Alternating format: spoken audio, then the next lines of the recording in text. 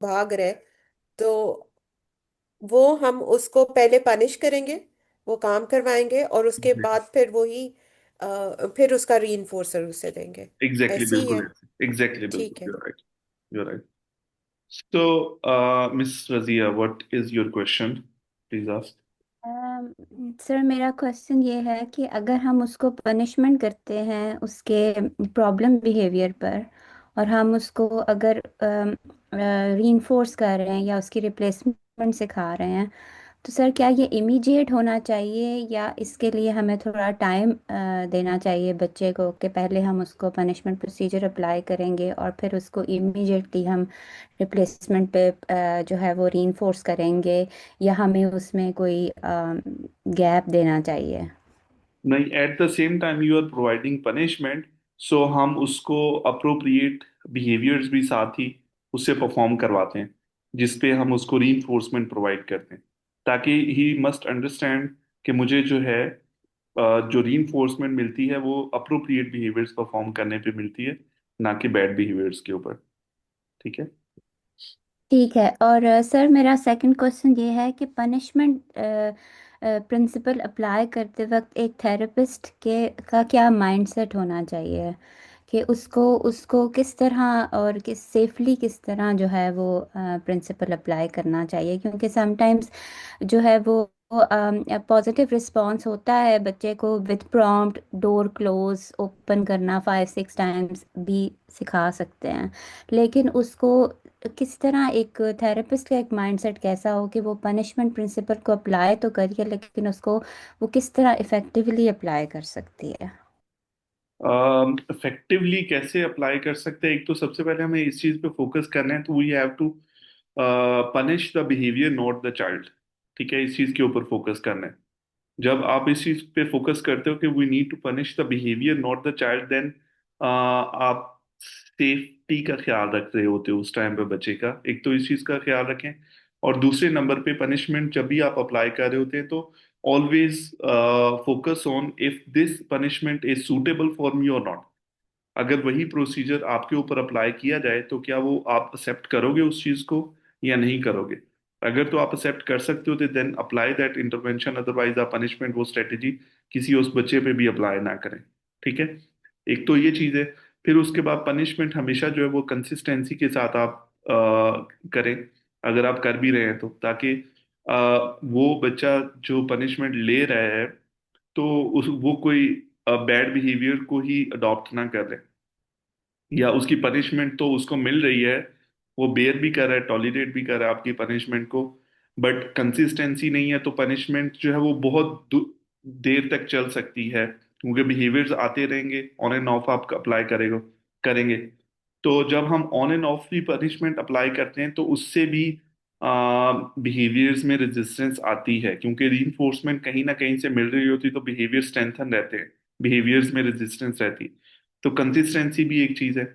तो जब ये इन पॉइंट्स को माइंड में रख के आप पनिशमेंट अप्लाई करते हो तो देन आई थिंक सो उसमें फिर एथिकल कंसिडरेशन काफी ज्यादा मिनिमाइज आप कर चुके होते हो। पनिशमेंट जो है ओके। ये नेक्स्ट हम स्टडी करते हैं positive negative punishments. Negative punishment क्या है? टाइम आउट है। नेगेटिव पनिशमेंट में आ जाता है प्लान्ड इग्नोरिंग, आ जाता है कॉन्टीजेंट ऑब्जर्वेशन, आ जाता है। वन बाय वन इसको हम देखते हैं। Time out. टाइम आउट जो है हम बच्चे को रिमूव कर लेते हैं फ्रॉम द रीइंफोर्समेंट, जिससे बिहेवियर अगर कोई अकर होता है तो हम उससे रीइंफोर्समेंट को रिमूव कर देते हैं, खत्म कर देते हैं। इसको हम टाइम आउट कहते हैं। टाइम आउट की डिफरेंट स्ट्रेटजीज हैं, टाइम आउट की टाइप्स हैं डिफरेंट, जिनको हमें जेहन में रखना है। First of all there is a ribbon time out. Ribbon time out क्या होता है कि जब तक रिबन बच्चे ने पहना हुआ है, the child is not going to get the reinforcement. Ribbon indicates timeout. That means ke when he has the ribbon in hand, he will not get the reinforcement. When the ribbon is off, he will start getting the reinforcement. इसमें हम बच्चे को activity से remove नहीं करते। He is engaged in the activity, but he is not getting the reinforcement. This is called the ribbon timeout. ठीक है। तो ये एक्चुअल रिबन है, मतलब कोई रिबन होती है? हाँ, एक्चुअल रिबन होती है ना।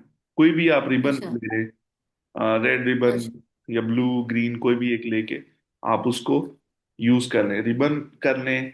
या कोई बैच वगैरह भी आप यूज कर सकते हैं, कोई भी इस तरह के जो कि इंडिकेट करे कि जब तक कि तुमने ये पहना हुआ है तो you are not going to get. कोई ब्रेसलेट है, कोई भी इस तरह की चीज है, ओके। तो उस जो इंडिकेट करती है बच्चे को कि जब तक कि ये आपके पास है आपको रीइंफोर्समेंट नहीं मिलेगी, you will keep on doing the task.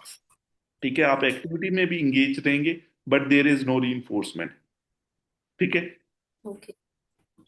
और इसमें हम बच्चे को, या रेड कार्ड भी हम यूज जैसे अमूमन यूज कर रहे होते हैं, तो बच्चे को हम क्लास से नहीं निकालते, जस्ट हम उस उसको रीइंफोर्समेंट प्रोवाइड नहीं करते जैसे हम बाकी बच्चों को, या जो क्लास एक्टिविटी में बाकी बच्चे इंगेज होते हैं तो उनको हम रीइंफोर्समेंट दे रहे होते हैं, बट जिसने रिबन पहना होता है उसको रीइंफोर्समेंट नहीं मिल रही होती। ठीक है। सो सेकंड जो है कॉन्टिजेंट ऑब्जर्वेशन है। कॉन्टिजेंट ऑब्जर्वेशन में क्या होता है?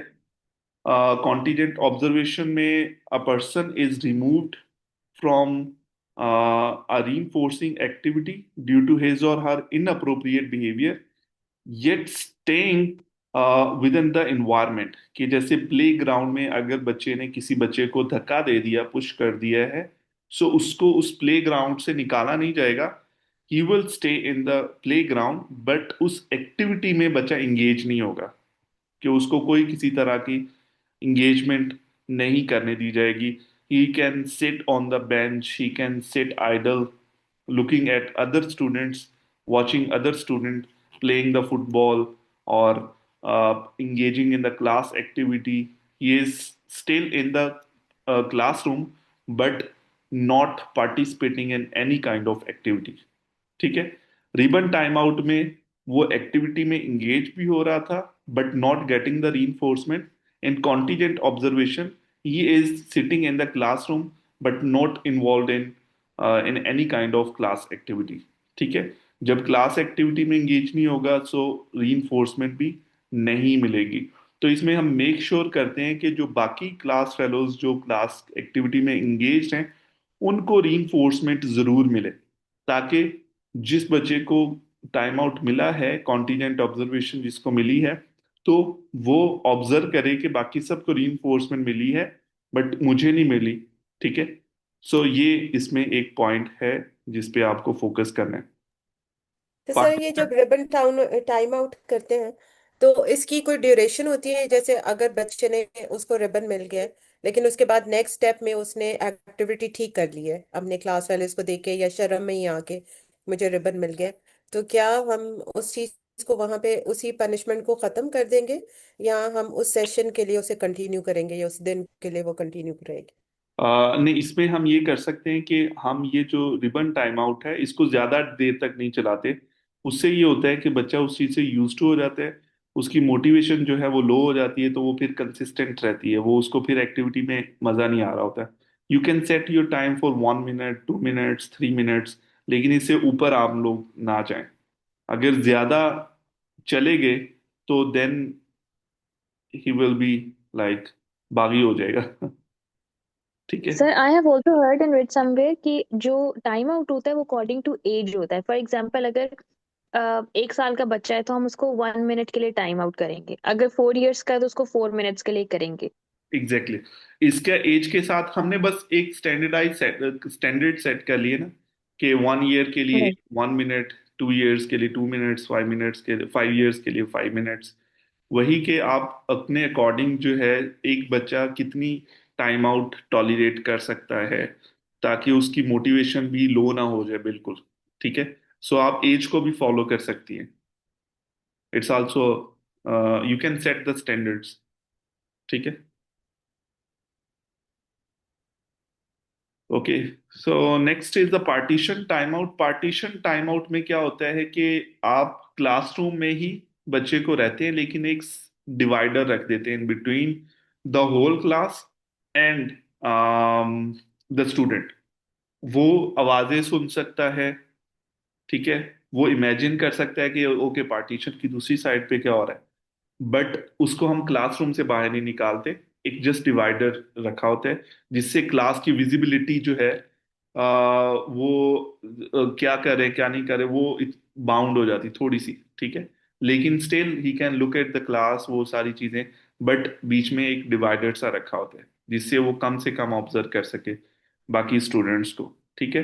तो उसको हम रिस्ट्रिक्ट कर देते हैं। तो इस चीज को हम पार्टीशन टाइम आउट कर कहते हैं। इसमें भी कोई वो क्लास में कोई इंगेज नहीं हो रहा किसी एक्टिविटी में, ठीक है ना, इंडिविजुअली उसको टास्क मिल रहे हैं। He is just sitting behind the partition या divider and he is waiting कि उसका टाइम आउट खत्म हो और वापस वो अपने ग्रुप एक्टिविटी में इंगेज हो और रीइंफोर्समेंट उसको मिलना शुरू हो। तो इसको हम पार्टीशन टाइम आउट कहते हैं। एक होती है hallway time out. Hallway time out जो है वो उसमें हम स्टूडेंट को प्रॉपर क्लास से बाहर निकाल देते हैं। लेकिन फॉर एग्जाम्पल कोई अगर बच्चा मिसबिहेव करता है तो उसको हम हॉल में भेज देते हैं, ओके क्लासरूम से बाहर जाके आप बैठो। अब वो क्लासरूम के बाहर जाके बैठ जाता है या उसको कहते हैं खड़े हो, जो क्लासरूम के बाहर खड़ा रहता है वो, तो उसको क्लास में हम एंटर नहीं करते। उसकी भी टाइम ड्यूरेशन आप सेट कर लें कि 5 मिनट है, 10 मिनट है, उसकी एज के अकॉर्डिंग। जैसे अभी एक स्टैंडर्ड सेट हमने सेट किया है कि एज जितनी है उतने मिनट्स वो बाहर स्पेंड करेगा, ठीक है। तो एक स्पेसिफिक टाइम के लिए ज्यादा लंबा टाइम आउट हम हॉलवे नहीं देते, नहीं तो उससे एस्केप बिहेवियर्स जनरेट हो जाते हैं। कोई भी बिहेवियर्स है, कोई भी टाइम आउट है, उससे एस्केप बिहेवियर्स बिल्ड होना के भी होने के भी चांसेस होते हैं। सो वी मेक श्योर कि टाइम आउट ज्यादा लंबा ना हो, ठीक है। टाइम आउट रूम एक टाइप है टाइम आउट की, जिसमें एक रूम हम डेजिग्नेट कर देते हैं। सेफ रूम होता है छोटा सा, ठीक है। उसमें कोई किसी तरह की डेंजरस चीज नहीं होनी चाहिए, कोई एक्टिविटी नहीं होनी चाहिए, कोई इलेक्ट्रॉनिक्स की चीजें नहीं होनी चाहिए।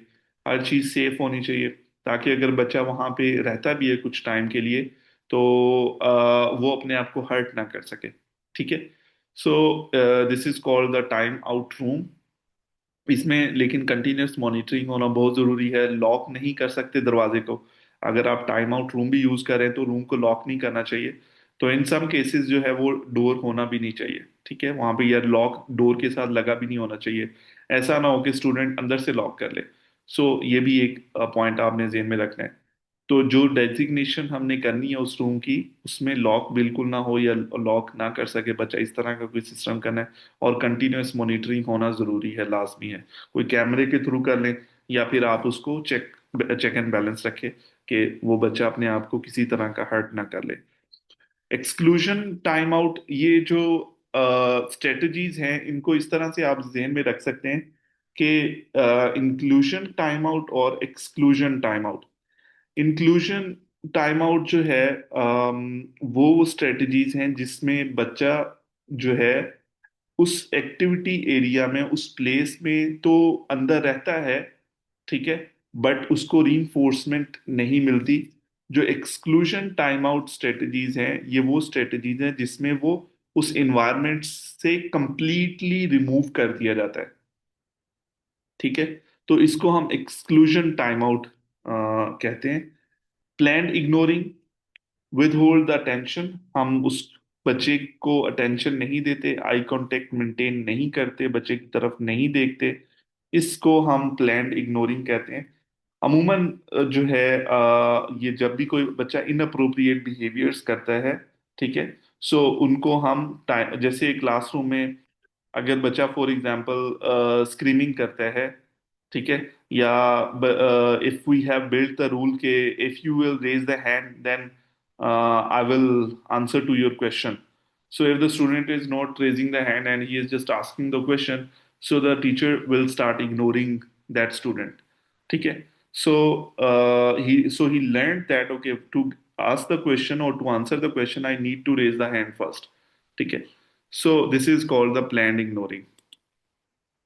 ये अमूमन जो है अटेंशन मेंटेन बिहेवियर्स के ऊपर भी हम अप्लाई कर सकते हैं। जो बिहेवियर्स अटेंशन मेंटेन्ड हो, जैसे थ्रोइंग बिहेवियर्स हैं, उनको हम उस पे प्लान्ड इग्नोरिंग अप्लाई कर सकते हैं। Whenever he throws the object we will withhold the attention, we will not respond to him और हर, ठीक है। सर सो ये एक्सटिंक्शन से फर्क कैसे होगा? एक्सटिंक्शन में अगर प्लान्ड जब ये इग्नोरिंग आपका हाँ कि इग्नोर, अगर आपकी अटेंशन आपका रीइंफोर्सर है, फंक्शन ऑफ द बिहेवियर, तो हम्म। एक्सटेंशन में भी हम उसको इग्नोर कर रहे हैं, यानी कि अटेंशन नहीं दे रहे हैं, तो ये भी प्लान्ड इग्नोरिंग हुई एक तरह से, प्लान नहीं सर? इग्नोरिंग, एग्जैक्टली, बिल्कुल। प्लान इग्नोरिंग और एक्सटिंक्शन में आपस में मिलती जुलती स्ट्रेटजीज हैं। जो एक्सटिंक्शन में अगर हम एक्सटिंक्शन की बात करते हैं तो उसमें हम क्या करते हैं कि बच्चे को भी रिस्पॉन्स नहीं दे रहे होते, किसी तरह का अटेंशन नहीं दे रहे होते। तो जब हम प्लान इग्नोरिंग करते हैं एक्सटिंक्शन के लिए, यू कैन से दैट कि ये भी एक्सटिंक्शन का ही एक पार्ट है। बट एक्सटिंक्शन में हम एक चीज का ख्याल रखते हैं कि एक्सटिंक्शन में जो बाकी रीइंफोर्सर्स हैं उनको भी हम कर देते हैं, रिमूव कर देते हैं। ठीक है, उसको भी विद होल्ड करके रखते हैं। ठीक है। प्लान इग्नोरिंग में हम क्या कर रहे होते हैं? प्लान इग्नोरिंग में सिर्फ हम अटेंशन को ही ब्लॉक करते हैं, लेकिन हम बाकी चीजें उससे रिमूव नहीं करते। ठीक है। बट एक्सटिंक्शन में क्या होता है? एक्सटिंक्शन में हम जित और एक्सटिंक्शन में हम बाकी जितने भी रीइंफोर्सर्स हो सकते हैं, जैसे अटेंशन है, टेंजिबल आइटम है, या एस्केप है, हम हर चीज को जो है वहां से निकाल देते हैं। तो ये बेसिक थोड़ा सा माइनर सा फर्क है सब इन बेसिक बिटवीन द। सब बेसिकली प्लान्ड इग्नोरेंस जो है वो एक्सटिंक्शन की ही एक कैटेगरी है ना। एग्जैक्टली। एक्सटिंक्शन की कि अगर बच्चा अटेंशन सीकिंग है तो हम उसको प्लान्ड इग्नोरेंस देंगे और का मतलब देते रहेंगे इवन कि उसका एक्सटिंक्शन ब्रस्ट हो जाए ना इस तरह से। और फिर हम इस पे कंसिस्टेंट रहेंगे अगर यानी कि इस तरह का कोई बिहेवियर है ट्राइंग का जो अटेंशन सीकिंग के लिए है तो फिर एक पॉइंट पे एक्सटिंक्शन ब्रस्ट होगा। अगर हम उसे प्लान्ड इग्नोरेंस कंटिन्यूसली देंगे ना, और ये प्लान्ड इग्नोरेंस हर उस तरह से होनी चाहिए कि जिसमें आप आई कांटेक्ट भी ना दो और आप फिजिकली भी कई दफा वहां से चले जाओ। मतलब अपने बच्चे को फिर भी सुपरविजन में रखते हुए इस तरह से ना सेफ एनवायरनमेंट क्रिएट कर। एग्जैक्टली। तो इस so we can say that, जैसे रिजवाना ने बताया, we can say that this is a type of extinction, plan ignoring. और प्लान इग्नोरिंग में हम हमारा टारगेट सिर्फ जो होता है वो अटेंशन को विद होल्ड करना होता है। ठीक है। This is a type of extinction in simple words.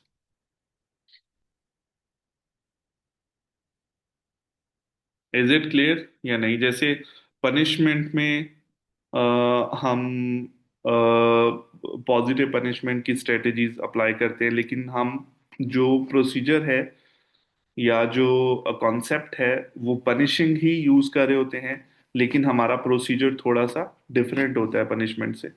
इसी तरह से ये जो प्लान्ड इग्नोरिंग है, ये भी एक्सटिंक्शन का ही प्रोसीजर फॉलो कर रही है। ठीक है, जो द कॉन्सेप्ट ऑफ एक्सटिंक्शन वही फॉलो हो रहा है प्लान्ड इग्नोरिंग में भी। ठीक है। So we can say the planned ignoring is a type of extinction. Extinction वैसे भी इसका मतलब ये नहीं हुआ कि एज अ होल भी एक्सटिंक्शन जो नहीं है वो एक नेगेटिव पनिशमेंट की तरह ही है, क्योंकि फंक्शन ऑफ बिहेवियर कुछ भी हो सकता है ना, अगर टेंजिबल है, आप टेंजिबल नहीं दे रहे उसको उस बिहेवियर पे, तो एग्जैक्टली। वो भी आप एक बेसिकली एक उसकी पसंदीदा चीज आप इन्वायरमेंट से रिमूव कर रहे हैं, तो वो एक नेगेटिव पनिशमेंट भी हुआ ना, राइट? एग्जैक्टली। जो एक्सटिंक्शन है वो भी पनिशिंग इफेक्ट क्रिएट करता है। एक्सटिंक्शन में यू आर राइट अरूज, जो एक्सटिंक्शन है हम्म। ये भी पनिशमेंट प्रोसीजर ही फॉलो करता है। ठीक है। और एक्सटिंक्शन और प्लान्ड इग्नोरिंग में भी फर्क यही है कि जो प्लान्ड इग्नोरिंग है वो only focus on attention maintained behaviour, ठीक है, is a type of extinction and it only focuses on the time, sorry, attention maintained behaviour. And the extinction focus on all other variables as well. जैसे escape है, attention है, वो उसको तो करता ही करता है, एस्केप को भी करता है रिड्यूस। और ये जो है टेंजिबल फंक्शन है उनको भी रिड्यूस करता है। ठीक है। So this is a basic difference in between the extinction and plan ignoring. Plan ignoring only focus on attention maintain behaviour, and extinction can be apply on any behaviour जिसका जो भी फंक्शन हो। ठीक है। सर इन techniques में बड़े minor minor से वो डिफरेंस है जो वाकई कंफ्यूजिंग है ना, बहुत माइनर से डिफरेंस है। बिल्कुल ऐसी। जैसे हाँ जी, आपने पीछे जैसे रिस्पोंडेंट की भी बात की थी, तो उसमें भी मुझे कुछ सेंसरी वाला टच नजर आया था कि रिस्पोंडेंट और सेंसरी जो है वो सेंसरी इश्यूज जो है, जैसे कि ये मुझे सेम सेम लगे थे इसमें पीछे जो आपने बात की थी। इसी तरह एग्जैक्टली। से प्लैंड इग्नोरेंस और एक्सटिंक्शन में भी बहुत माइनर सा फर्क है। ये हम्म। शायद सर प्लैंड इग्नोरेंस। क्लास कब एंड होगी? अब हमारे बच्चों को भूख लग गई है। अच्छा, क्लास बस 8 बजे एंड हो जानी थी, बट ये थोड़ा सा उसको हमने कर दिया है। तो यहाँ पे क्लास एंड करते हैं इंशाल्लाह। माइनर डिफरेंसेस, अच्छा एक चीज माइंड में रखें कि सेंसरी नाम की चीज एबीए में नहीं है। ठीक है। एबीए में हम इनको ऑटोमेटिक रीइंफोर्समेंट्स कहते हैं। सेंसरी वर्ड जो है या सेंसरी डाइट्स जो है, ये ऑक्यूपेशनल थेरेपी का कॉन्सेप्ट है। ठीक है। जब ABA as a behaviour analyst you can say the automatic function या ऑटोमेटिक रीइंफोर्समेंट। ठीक है। तो इसलिए फिर जब आप ऑटोमेटिक रीइंफोर्समेंट की बात करेंगे तो then you will not confuse yourself with the respondent conditioning या क्लासिकल कंडीशनिंग, जिसमें फेयर जनरेट हो रहा है because of the sound, because of the textures and because of cold water. ठीक है। सर सर बट ये यहाँ है। से एक चीज में आपने जब डेटा शीट मैंने आपसे अभी लास्ट शेयर की थी, तो आपने उसमें एक बात की थी कि यहाँ पे आप इस सेंटेंस को एबीए की ऐसी टर्मिनोलॉजीज के साथ लिख सकते हो।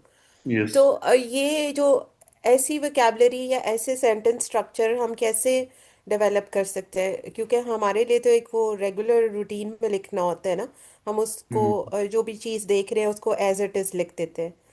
लेकिन जैसे अभी आपने ये ऑटोमेटिक रीइंफोर्समेंट की बात की, तो वाकई that's a very good point. इसको हम किस तरीके से फिर कहाँ से लर्न कर सकते हैं या देख सकते हैं? जैसे जो जैसे आप ग्लॉसरी में एबीए तो को, डेफिनेशंस है। जी। एग्जैक्टली, आहिस्ता आहिस्ता क्या होता है कि जब आप आहिस्ता आहिस्ता एबीए को ज्यादा इन डेप्थ डिटेल में स्टडी करना शुरू कर देते हैं ना, तो ऑटोमेटिकली आप चीजों को इजीली डिफरेंशिएट कर सकते हैं। ठीक है। सो आप थोड़ा टाइम दें इंशाल्लाह, क्लासेस को जैसे जैसे हमारा कोर्स वो कंप्लीट होता जाएगा, ऑटोमेटिकली आप इतना पावरफुल हो जाएंगे कि आप इजीली चीज़ों को डिफरेंशिएट कर लेंगे, एबीए के प्रिंसिपल्स को भी और बाकी जो थ्योरीज हैं उनको भी इंशाल्लाह। ठीक है। सो आज की क्लास यहाँ पे एंड करते हैं। I hope so you have understood the concepts, क्योंकि मैं अभी स्टार्ट से इसलिए लिया है, पनिशमेंट से स्टार्ट किया या रिस्पोंडेंट कंडीशनिंग के, क्योंकि ये कॉन्सेप्ट कुछ इन डेप्थ से जो हमने अभी नहीं पढ़े थे फाइनल में पढ़ने थे। तो हमारी जो स्ट्रेटेजी टीचिंग की स्टार्ट हुई थी कि हमें नहीं इन डेप्थ पहले पढ़ना है एक एक कॉन्सेप्ट को, फिर उसके बाद हम आगे मूव करेंगे। तो that's why I started with the respondent, operant and punishment and extinction. ठीक है। सो इसी तरह से आगे बढ़ते जाएंगे डिटेल में चीज़ों को, स्टेप बाय स्टेप। तो आई होप सो कि फिर आप लोगों की नॉलेज ज़्यादा बेहतर हो जाएगी इंशाल्लाह। आज की क्लास यहाँ पे एंड करते हैं इंशाल्लाह। See you in the next class with the new topics. अल्लाह हाफिज। सर और ये सर एक हमारा और मतलब चीज, जो वो अल्लाह एरर हाफिज। करेक्शन जी की जी। वीडियोस भेजी थी उस पे आप प्लीज वो बता देंगे हमने काम ठीक किया है? जी इंशाल्लाह, मैं एरर करेक्शन की वीडियोस को वॉच कर लेता हूँ। आप लोग मुझे बताएं कि आप लोगों ने वो एरर करेक्शन की वीडियोस इधर गूगल क्लासरूम में अपलोड की थी या आप लोगों नहीं ने नहीं, हमने आपको व्हाट्सएप सर व्हाट्सएप की व्हाट्सएप थी। की थी। व्हाट्सएप पे। व्हाट्सएप मैंने। सर मैंने आपको लिंक गूगल की थी। क्लास में कोई। ठीक है। मैं चेक करके ना वो वीडियोस वॉच करके आप लोगों को उस पर फीडबैक्स दे दूंगा इंशाल्लाह। ठीक है, थैंक यू सर। ओके, अल्लाह हाफिज। Okay, take care. अल्लाह हाफिज। अल्लाह हाफिज। क्लास अल्लाह हाफिज।